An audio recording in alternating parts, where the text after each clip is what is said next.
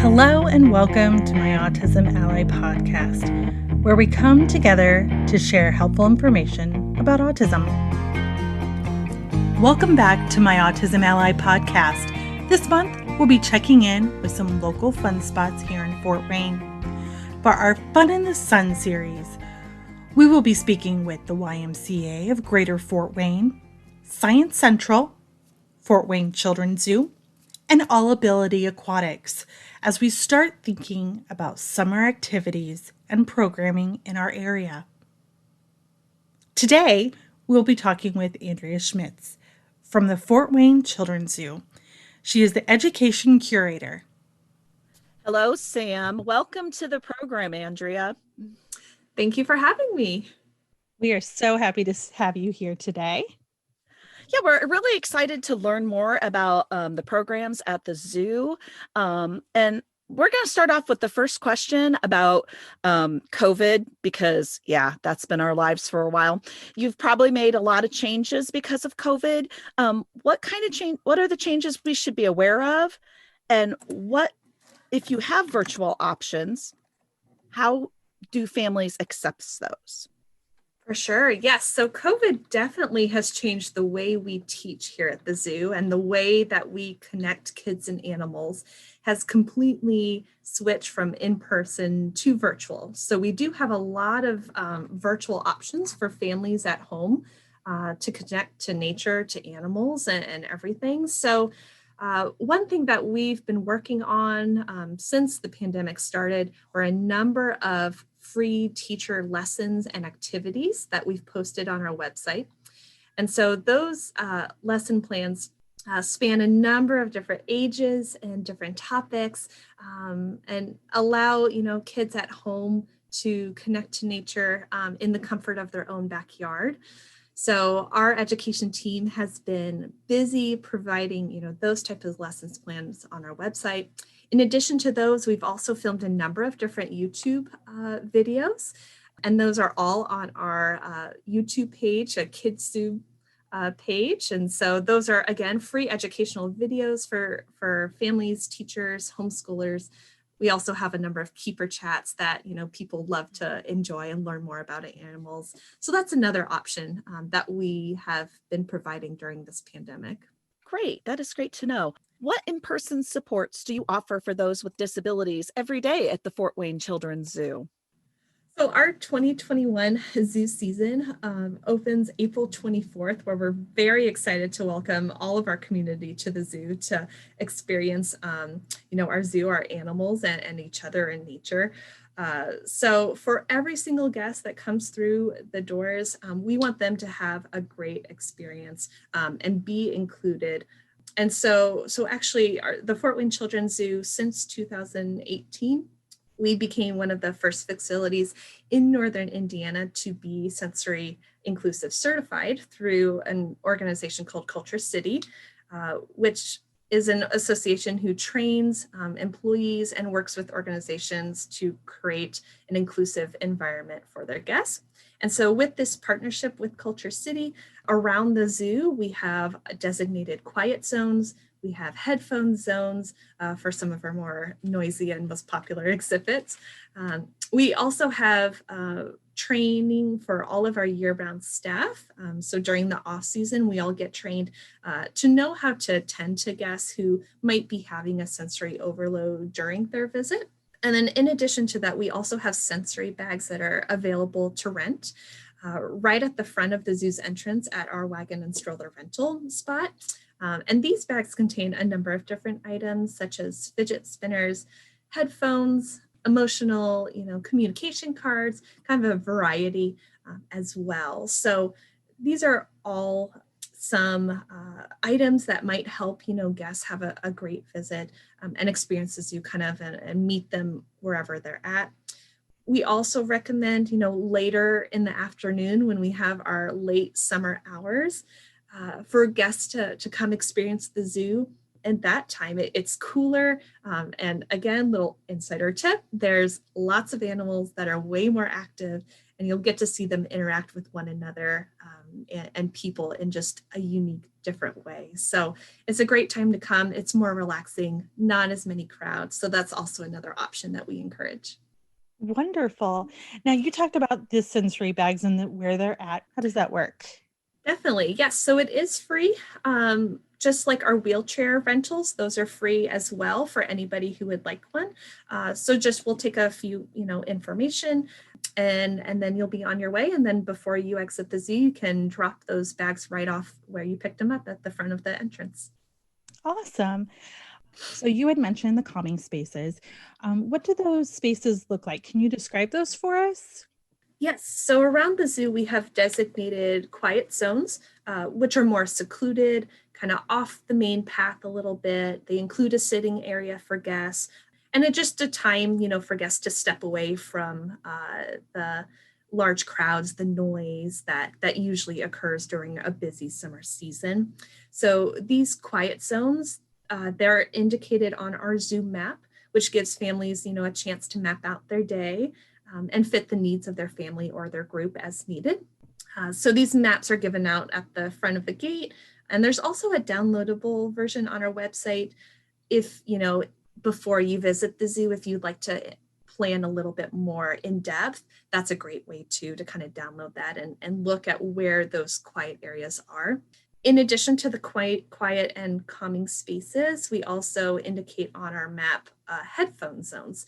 And so these spaces are usually a little bit more noisy and have more people because of maybe the animal experience. So such as our giraffe platform or Stingray Bay, those type of areas. So those are also indicated to help families out.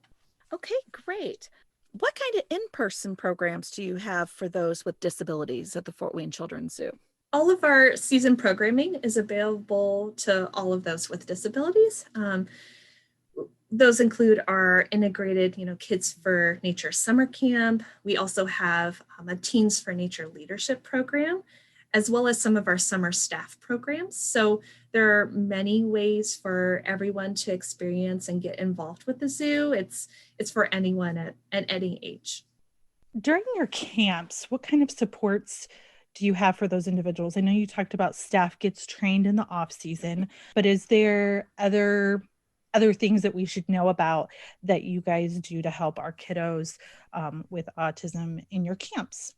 Yes, so in every single camp, we have staff that are trained to hit all of the sensory needs for every type of child. So that's one thing that's written even in the curriculum as well, that we make sure that all of our environments, hit all of those needs with our, hearing, sight, touch, and kind of those type of things to create an engaging atmosphere. So in our curriculums, that's one thing that we definitely focus on. As you mentioned, our camp training for all of our staff. So all of our staff, our year-round staff, will be trained with Culture City, knowing how to approach individuals, if they need a conversation or just kind of to check in with them. We also have our sensory bags over at camp. That is a great tool as well that we'll use to make sure that everybody at camp, it feels included and can kind of experience the camp in their way. With that, we always tell families, more information, the better. So I'm sure when families fill out that application, be very upfront with things. That helps you guys out, I'm sure, immensely. Yes, for sure. On the registration form, there's a little notes section that we highly encourage, to make anything that would be beneficial for, your children's camp counselor to know, behavioral things, or if, they have a favorite animal that they're obsessed with, anything in that nature, so we can create that connection on day one. In addition, if there's a facilitator coming along with their camp, that's also another spot that you can mention that. So yes, definitely as much information that you are willing to share, we will definitely take that and make sure that we are ready for your camper day one.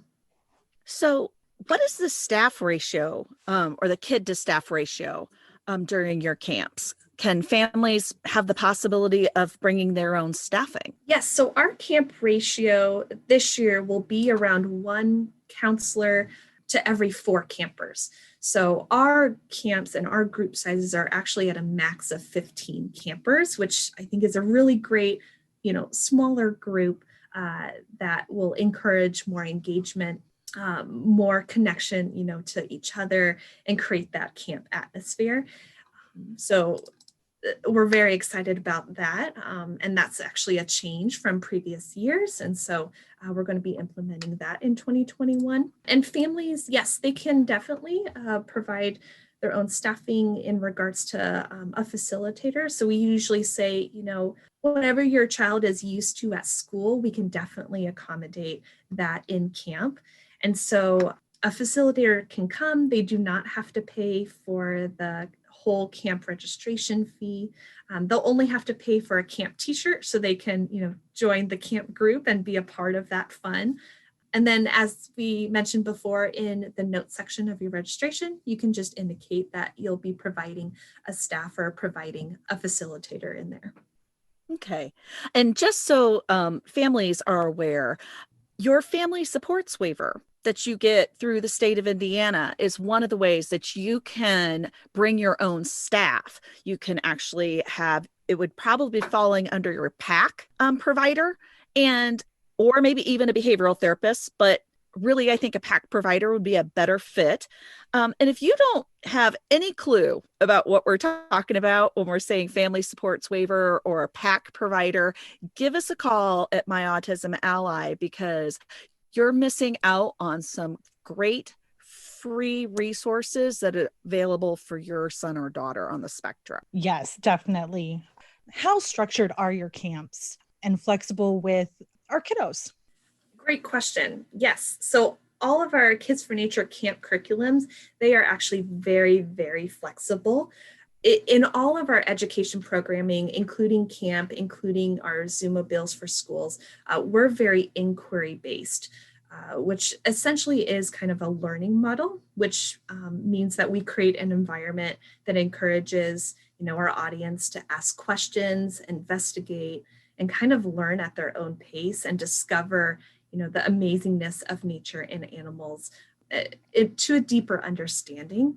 And so this model actually gives campers a voice in their own learning and allows flexibility in daily activities.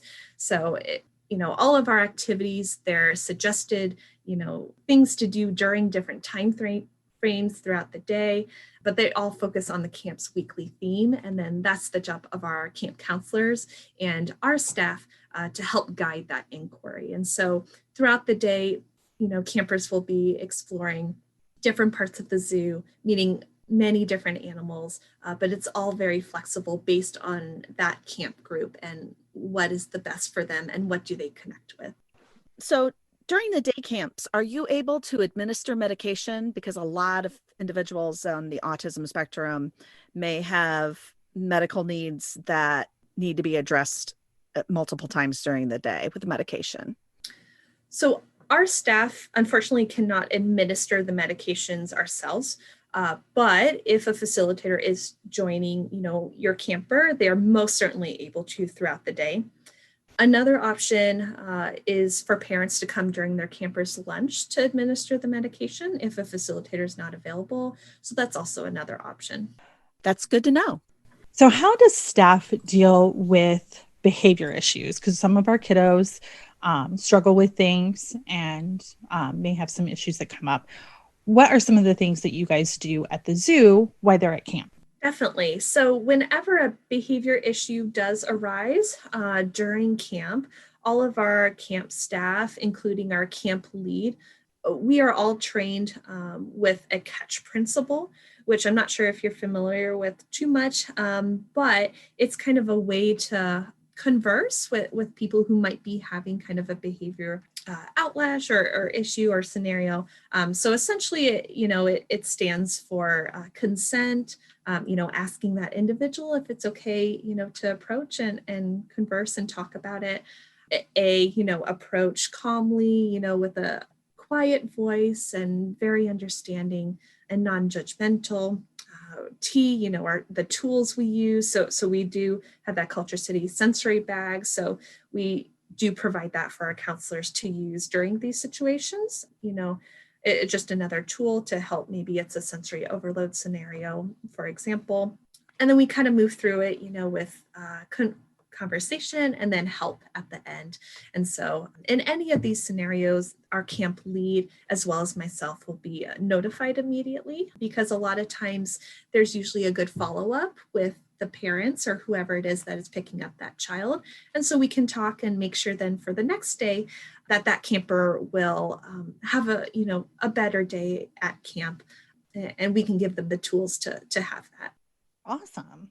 What does your staff do if they see a child being picked on or excluded? Because our kiddos on the autism spectrum have sometimes a very difficult time advocating for themselves or telling others when a situation like that is happening to them. So at the zoo and at camp, we have an absolute no bullying policy that extends from campers, but all the way throughout, our volunteers that help with camp, in addition to our staff. So it's something that on all ages, we are very much aware of.